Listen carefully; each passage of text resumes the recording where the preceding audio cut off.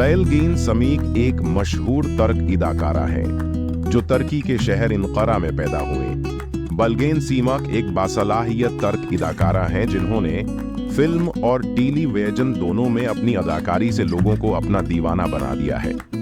सीमक को तारीखी ड्रामा सीरियल करुलुश उस्मान में गोंचा खातून के किरदार के लिए सबसे ज्यादा जाना जाता है।